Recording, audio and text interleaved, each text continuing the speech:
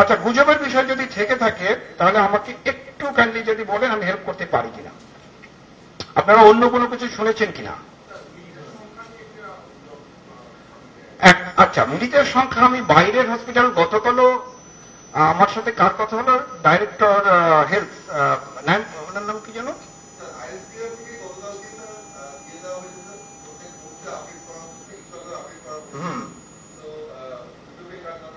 হ্যাঁ সেটা আমি আপনাকে বলছি। যে কোনো ইনসিডেন্টে আমি রানা প্লাজার সময় ছিলাম, I was one of that কি পার্সোনাল অফ হোল বাংলাদেশে যেটা ছিল, আমি দিদিন লেফটেন্যান্ট কর্নেল ছিলাম, কিন্তু হেড অফ মেডিকেল যে operations including civil and military আমি ছিলাম। আসলে ক্যাজুয়ালিটি, এই ধরনের ক্যাজুয়ালিটিতে যে ডেথ অ্যান্ড যে পেশেন্টস, এটা সবসময় ইনিশিয়াল স্টেজে একটু ভেরিয়েশন হয়। এই যে আমি কেন কথাগুলো ভেঙে বললাম, যে আমার অরিজিনাল পেশেন্ট 12টা ডেড বডি, দুটো আমি রিসিভ করেছি কুর্মিটোলা। দেখা যায় যে এই যে মানুষের তথ্য বিভ্রান্তি, আমি যদি বলে ফেলি যে আমারই 15টা, তাহলে আবার কুর্মিটোলা বলবে দুটো, উত্তরা এই কারণে দেখা যায় যে পেশেন্ট কিন্তু শিফটিং। আমি পেশেন্ট ফার্স্ট 23টা পেশেন্ট রিসিভ করেছিলাম, রাতের বেলা অন্যান্য জায়গা থেকে আসছে। এখন দেখা যায় যে ওই হসপিটালও তাদের স্টেটের মধ্যে ওটা দিচ্ছে, আমিও স্টেটের মধ্যে দিচ্ছি। এটা আমার এখানে ওপেন অ্যান্ড সিক্রেট, এটা কোনো কিছু হাইড অ্যান্ড সিক করার কিছু নাই।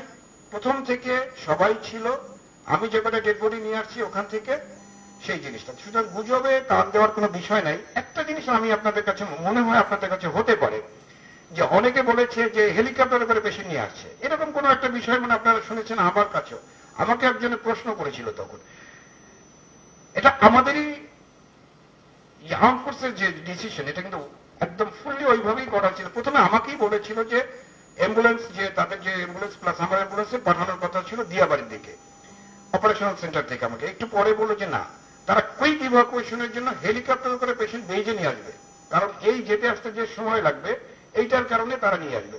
সো ফার্স্ট আমি রিসিভ করেছি কিন্তু ডেড বডি, 8 ডেড বডি আমি ফার্স্ট একসাথে রিসিভ করেছি। তারপর 2, 1 আর একটা মনে হয়, এই 12 জন রিসিভ করেছি আমার ডাইরেক্টলি।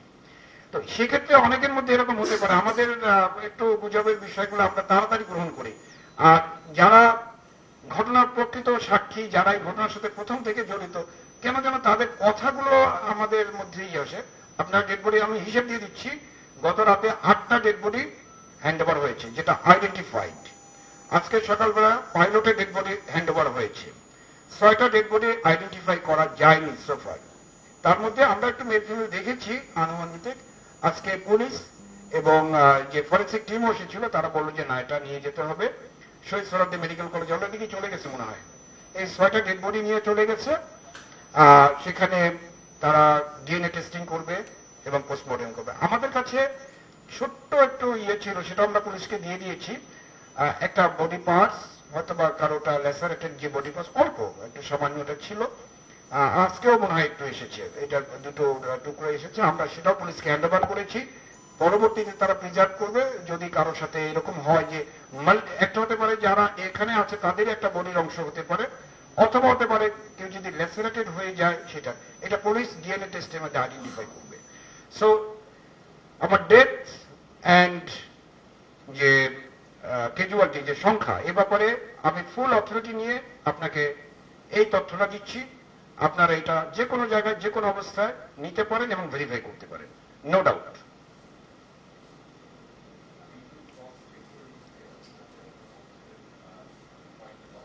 জি, আসছে না, আসবে রাত 10:40 আমি কোট করেছি হেলথ সেক্রেটারি এবং অনারেবল অ্যাসিস্ট্যান্ট হেলথ অ্যাডভাইজারকে। তাদের সাথে আমার কথা হয়েছিল যে সেন্ট্রাল কোনো প্ল্যান আছে কিনা। সেই প্ল্যান অনুযায়ী তারা এটা আমাকে জানালেন এবং তার সাথে একটা নেগোসিয়েশন হলো যে সব জায়গায় গিয়ে ওনাদের দেখার থেকে আমার যদি কোনো কিছু পেশেন্ট থাকে আমি সেখানে পাঠিয়ে দেব।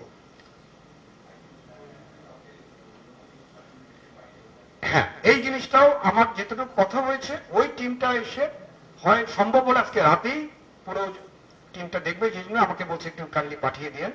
তারা এটা দেখবে, ইভ্যালুয়েট করবে, তারা চিকিৎসাও দেবে, এবং যদি মনে করে পাঠানোর, তাহলে তারা বিদেশে পাঠানোরও প্রস্তুতি তাদের মধ্যে আছে।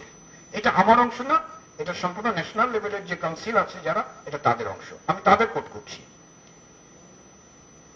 বলেন এরপর যে কোনো প্রশ্ন। আর ওই যে আমি বললাম আমরা জানেন যে আমরা যে জুলাই যোদ্ধা যারা আছে, জুলাই যোদ্ধা তো এখানে আমরা নিয়ার অ্যাবাউট 4000 চিকিৎসা করেছি এখন পর্যন্ত। আমার কত 26 জন না কত 28 জন এখন পর্যন্ত কিন্তু আমরা আছি, এবং প্রতিনিয়তই যারা বিভিন্ন জায়গায় চলে যায় আবার ট্রিটমেন্ট নিতে আসে, আমরা তাদেরকে পাঠিয়ে দিলে আবার একটা টাইম দিয়ে চলে আসে।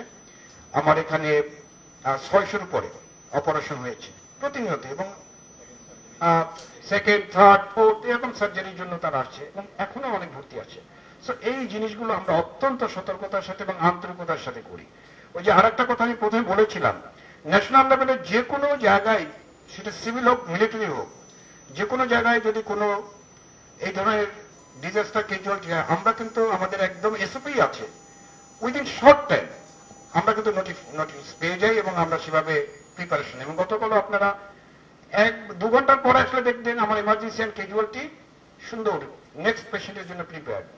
আমরা এক্সপেক্ট করছিলাম, আমার টিম সেভাবেই কাজ করেছে, এবং দে আর হাইলি কোয়ালিফাইড। এবং বাংলাদেশে এই ইমার্জেন্সি ক্যাজুয়ালিটি ম্যানেজমেন্ট আমাদের ঢাকা সিএমএসএ থেকে আমি বলতে পারি আপনাকে, উইথ অথরিটি, এবং আমার সেই লেভেল আছে, আমাদের খুবই অতি উন্নত মানের এবং ম্যানেজমেন্টটা। আর আমরা সামরিক বাহিনী, সশস্ত্র বাহিনী স্পেশালি দেশের যে কোনো প্রান্তিকালে আমরা সবসময় কিন্তু সবকিছুতেই ছিলাম।